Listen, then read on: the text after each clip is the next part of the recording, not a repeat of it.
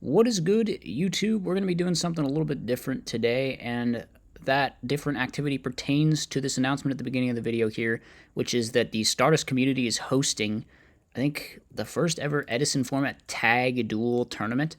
Now, that's going to be on Sunday, March 17th at 9 a.m. Eastern Time. Signups probably aren't open yet. It says they open on the 11th here, actually. I'm stupid, yeah. Signups will open on the 11th, but I'll put the link so you can go join there, check it out, see if it's something that you want to participate in, because I don't know, I think it's a pretty cool idea. The way it's going to work is they are just hosting tag duels in Dueling Book, so all of the kind of Dueling Book default tag settings, I guess, are going to apply. And then they also have a special rule, which is essentially you're only allowed one playset of cards between both you and your teammate. So if a card is at 3, you can only have 3 of it between you and your teammates. So you could have 3 in one, or 0 in the other, or 2 in one and 1 in the other. If same deal applies, if the card is semi-limited, you can have only 2 copies between the two of you. If it's limited, only one of you can have it. Except there is an exception.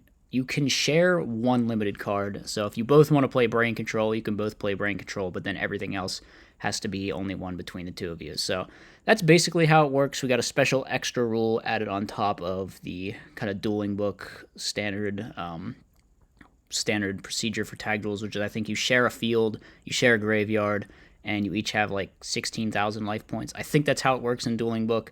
I haven't actually played a tag duel in a long time on Dueling Book, but that's what we're going to be doing today. We're going to be kicking it off with a little exhibition match. Me and a few of my teammates, we don't really know anything about tag duels or about how the format's going to pan out with these special restrictions, but we're just going to hop in, jump in, build some decks, see how it goes for us. So yeah, let's go ahead and let's get into the deck profiles. All right, this is the sauce. This is the spice. This is what we're working with today. So I looked at this build of this deck and I thought, yes, because of a very simple reason, which is that the whole deck building restriction thing means that I can play a deck like just that doesn't need staples, that doesn't play Brain Control, that doesn't play a lot of back row, doesn't play Gores, doesn't play any of that. I felt like this was a great option for that, where I could just play my deck pretty like similar to what it would normally be, and then my partner can just play like full power whatever they want and not have to worry about restrictions at all. So I think the card that we opted to share was Heavy Storm, so we're both going to have Heavy Storm in our list. And then other than that, I am not like restricting them in any way with my build, I don't think. The other limited cards are stuff like Card Trooper, Morphing Jar, yeah, and then like Card Destruction, Charger Light Brigade. So obviously they're not playing a Raikou Hamster deck. I believe, well, I'll show you my teammate's deck. He's playing Zombies. So his deck doesn't really require the Raikou Hamster stuff. And then he can have like all the limited back row he wants. He can have Brain Control, Mind Control. He can have Gore's Trag. Like, I don't need any of that in Amaryllis. None of that's even particularly great in Amaryllis. We can kind of fill it in with a lot of these turbo elements that were in my original deck list, with the volcanic counters, the burial from the different dimension, the card destruction, all the draw power. And then we just have the Heavy Storm, like I said, shared between the two decks. So the list, we have all these plant things and the Raikou Hamster. Obviously, my teammate not playing plants or Raikou Hamster. Same deal with Volcanic Counters or Necro Gardener, just our mill targets. We're back on that Morphing Jar with double Hamster. You could conceivably take out Morphing Jar maybe and just play 3 Hamster. I don't know. I felt like I wanted the Jar, though. When I was playing the super aggressive version. So double Hamster with Charge, Jar, 3 Raikou, Card Trooper, and then Equip Spell Package. Obviously no overlap there. Same deal with all the draw power. I forget if his deck plays Foolish Burial. I don't think it does. I think a lot of the zombie players are off Foolish. I'm going to have to double check that, though, because that... I hope that's not an issue. I hope we aren't cheating going in here. And then BFDD, of course, I think zombie players are generally off BFDD and Foolish lately, so it's probably not an issue. And then for the back row, of course, we have Phoenix Wing Wind Blasts. Yeah, obviously, we can accommodate this card pretty well. And then also Royal Oppression, and then Compulsory Book of Moon, just to have some other back row that aren't like limited, semi-limited, or whatever. So yeah, the side decks, honestly, I feel have been affected more than the main deck. Because it's like, all right, I can't play Mind Crush now, or we can only have 1 Mind Crush, and then like we can only have 3 rugs between the two of us. So I got 1 rug, he's got 2 rugs. I got 1 Dust Tornado, he's got 2 Dust Tornadoes. I decided to play 3 Mirror of Oaths just like for even more obnoxious Gladiator Beast Pre, because I have this sneaking suspicion that Fitz and Fitz and Dimitri might turn up with like Team Gladiator Beast, and obviously that could be a big issue given that we are playing zombies and Amaryllis, which are not great matchups. So I decided to put some Obnoxious Pre in there just to hopefully give ourselves a chance. Same deal, Royal Oppression and Skill Drain obviously both slaughter that deck as well. So I think we do have a lot of answers if that does happen to be the case. My Body's a Shield's pretty good. We also have the bestie thing with the guy Zaris just because. Double DD Crow, I think he only plays one, and then we have 2 Cyber Dragons, and I think he doesn't play Cyber Dragon at all because the zombie extra deck is too cramped for Fortress, so it all kind of works out. Let's look real quick at my teammate Mananda Boy's zombie deck. So yeah, I was right. He's not playing Foolish Burial. Definitely not playing Burial from the different dimensions, so that's not an issue. Triple Caius, Dad, Divas, Goblin. Obviously no overlap whatsoever with all this zombie stuff. Very convenient how that worked out. He looks like he to be on 2 recruiters and 2 recruiters with all the tomato targets. He's got the Sangan and the Gale on top of course, all the zombie stuff you can get with it. Pretty standard, looks like instant fusion zombie build. Is 2 instant normal? I think 2 and 2 on instant fusion Book of Life. I definitely like that ratio. That definitely strikes me as cool and correct. So yeah, like I said, he can also play Mind Control, of course, because I don't need that card. I don't need Brain Control either, very funny. And then he's on multiple trap stuns. This could actually be helpful because my oppressions could potentially hurt him. But this way he can just like trap stun and go off, which is cool. Return is neat as well because my deck will also fuel the return. So his return just like gets stupidly big for no reason. I think if we draw this card ever, we're probably going to win the duel, honestly. So, yeah, big hope for massive return from the different dimension plays. Side deck, of course, we can see like the missing pieces with all the other rugs and the Dust Tornadoes and the Mind Crusher in there.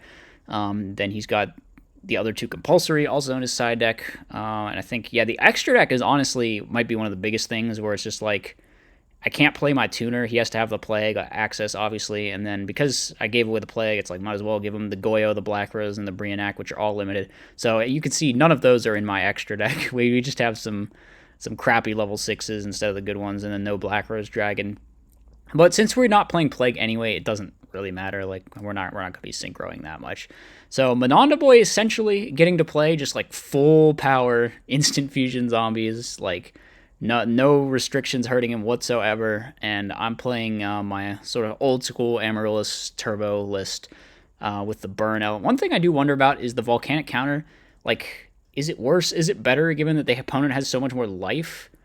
And I don't know, I thought about it, and it's just like, if we're both dealing damage, then maybe it just doesn't matter, because like I'm only responsible for doing 8k, and then he's responsible for doing 8k. Or maybe it matters even more being able to actually like whittle them down, given that they have so much life. So I've been looking at it both ways. I decided to just keep it because like it's kind of is super necessary if we're gonna play this build that doesn't require us to have all these staples that are in Mananda Boy's deck. But it could turn out the counter is kind of worthless. Then again, it can just be like huge damage. Like you can just do like 7,000 damage with volcanic counters, and when we're having to whittle them down from 16,000, that could actually be a big deal. So I don't know. There's like 2 ways of looking at the volcanic counter thing. It could be worse because they're on more life. It could just not matter since there's like 2 sets of players that are doing damage to the opponent. Or it could be helpful since there's so much life we need to get rid of. So I guess we're kind of going to find out is the thing. Like we just haven't played tag duels, and we're kind of just looking to find out here. So this is our team.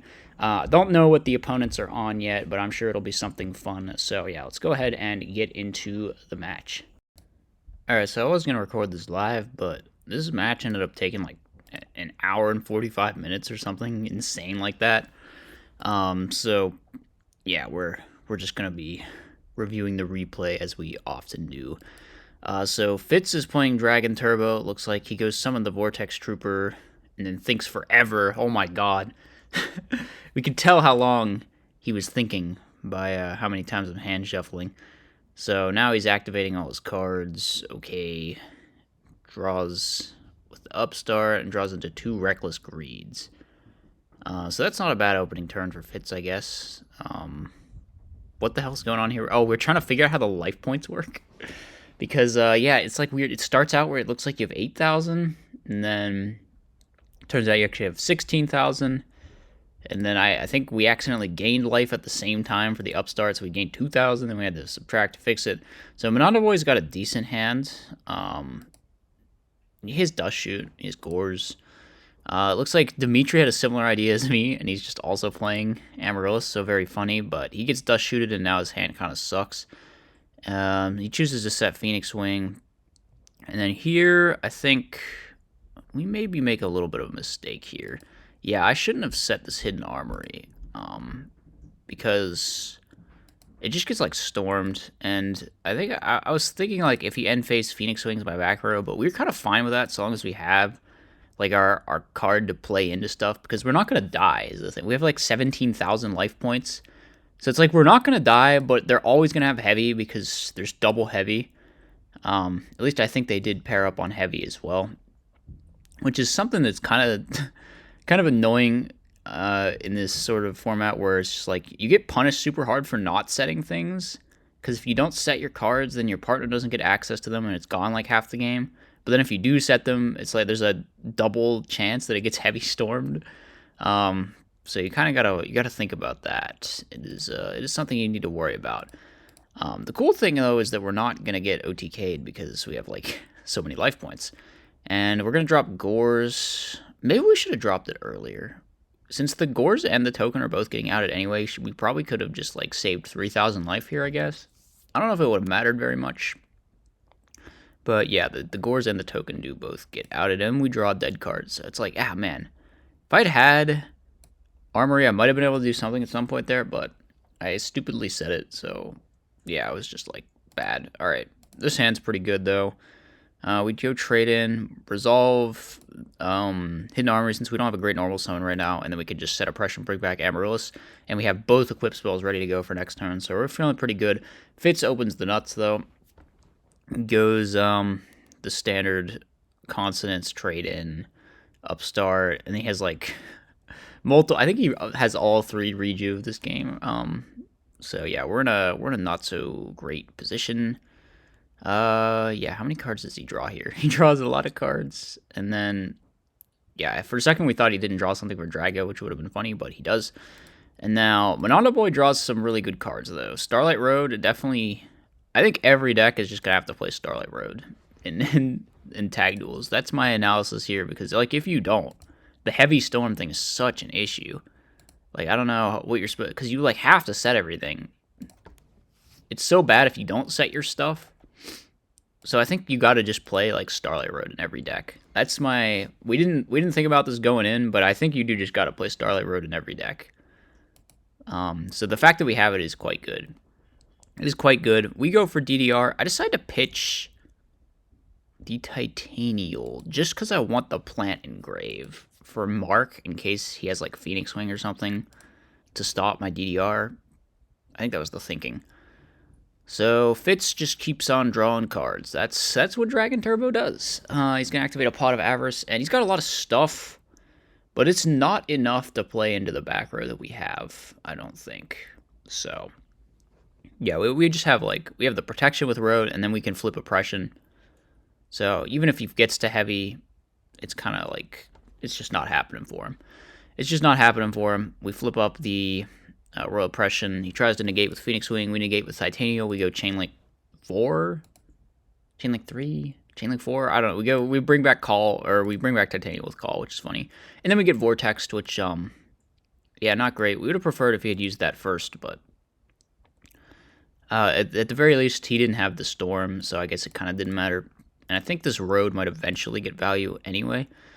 So we bait the Trag. Very good play here by Miranda Boy, baiting out the Tragodia, then Caiusing it. So now we're in a pretty good spot.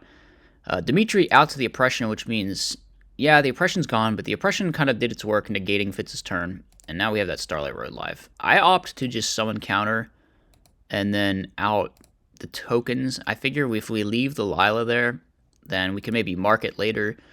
Plus, it also means Fitz is in danger of decking out. He's only got 5 cards in deck, so he kind of has to clear that Lila, or at least think about clearing that Lila, which is what he's going to do here. Making Catastor. Everything does get outed here, unfortunately.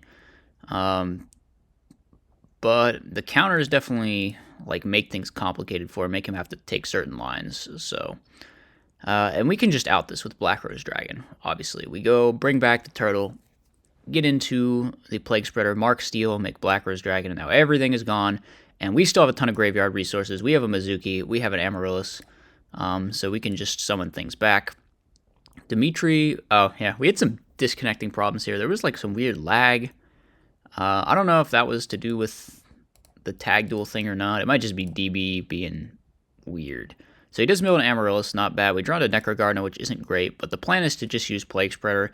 So we can shuffle it back, get a card that I actually want to draw, summon the card, Trooper, mill 3. All we hit is a Dandelion, which is, I guess, it's fine. And then we hit over everything.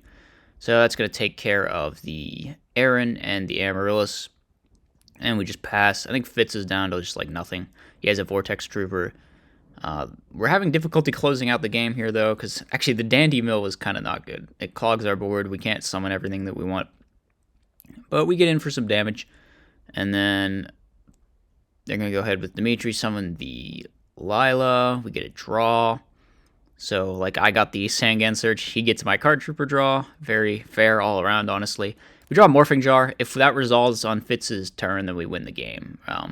Which actually, it's, like, guaranteed to, I think, because either Fitz hits it now or Fitz just, it gets flipped next turn and then Fitz dies, I think. So, and I'm pretty sure if Fitz decks out, they both lose. I think that's how it works.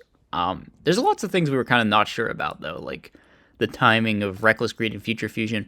We just kind of assumed that cards like that refer to both players, so they should just resolve with their normal timings. So, for example, Reckless Greed skips one Dimitri draw phase and one Fitz draw phase. Here he's going to open up with Drago Decree.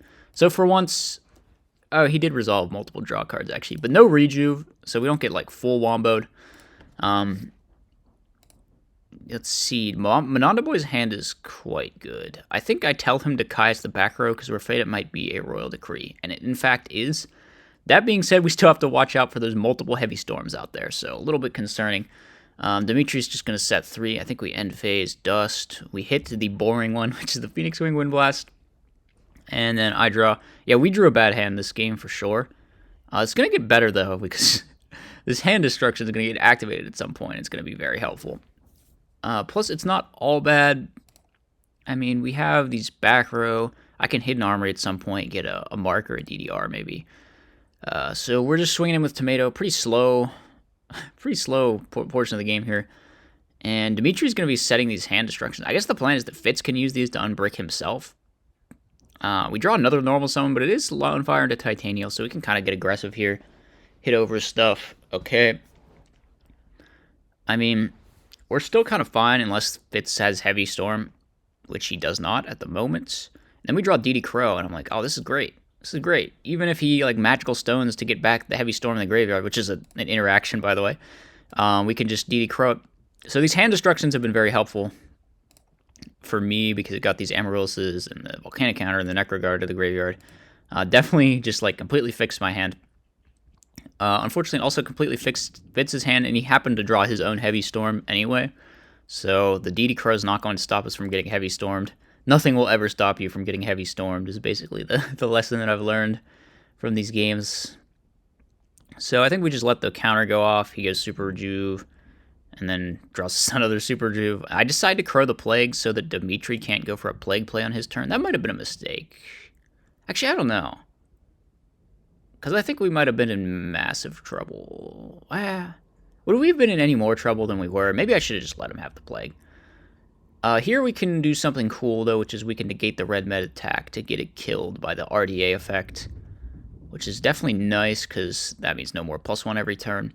At this point, we decide to just go in with our cards, Mark of the Rose, steal the Red Dragon, DDR, get back the Lone Fire, go for Titanial. Should have put this in defense mode, I guess, because I forgot about the Shield Warrior. Very funny by Dimitri keeping his guy alive. We got a Magical Stone Excavation here going for Heavy Storm again, so we just get Heavy Stormed again. It doesn't matter because the Burial is chainable, obviously, so kind of a little bit of a, was that a 3-for-1 there? We do get Vortexed, though, which he had another one of those, so a bit rough. We don't have to Gardener yet, though, is the neat thing, because he didn't actually threaten lethal here, so I just decided to hold it. Unfortunately, we don't have Plague access, though, which is a bit annoying. We can hit over the little guys, though, because he didn't go for, like, Ancient Fairy Dragon or anything. I think they forgot what Mananda Boy's hand was. So we hit over that stuff, and then Dimitri goes Lone Fire into Titanium. Yeah, one other thing is in this format, you like never play around the power cards, with the exception of Heavy Storm, because I'm talking about like Torrential Mirror, because the chances of Torrential Mirror are like halved. So the incentive is to just like always go for it and then kind of ignore them, I think. At least that's what I felt like doing. So I was never like respecting those cards. And it seems like they were never respecting them either. So it seems like that might be a way you have to adjust your play. Like I said, we went into this knowing nothing and just kind of tried to figure it out. So here's where we found out that Fitz still had Brionac in his extra, and then we die to Brio double bounce. So Necrogarda not going to be enough to save us, unfortunately. Pretty close game number 3. Pretty close match overall. We had the cool little Amaryllis mirror going. They had a massive graveyard. Look at that. But yeah, one thing also that I don't think I commented on was like the zombie deck felt like there were problems with the like. This is probably true of any deck that plays recruiters, where it's just like the recruiters don't get cards in your partner's deck. So then if they die while your partner's in charge, they just like don't do anything, which is a kind of annoying way that it works in Dueling Book, I guess. So you might want to avoid playing like zombies or fairies or something like that, where it's just like if your battle recruiter dies on your partner's turn, it's just like a 1400 vanilla. So that was definitely an issue that I think we ran into as well. And then on Fitz's side, of course, if the Drago is ever summoned, then it doesn't have a way to survive Dimitri's turn either, because Dimitri doesn't have any dragons in his deck. So you got to worry about this like counter synergy stuff. Maybe even more than like trying to have synergy. The counter synergy is like, it was definitely a thing in these matches. So got to watch out for that. Definitely an interesting format. A lot of very major differences between normal Edison gameplay, and we definitely found that out. All right, well, hope you guys enjoyed this match. Let me know what you thought in the comments section. If you think you want to play in the Tag Duel tournament, go over to the Stardust Community Discord and hop in there. Like I said, sign-ups aren't for a while, though. So, what is it, the 11th? That's like 6 days from now or something. So, yeah, all right, peace out.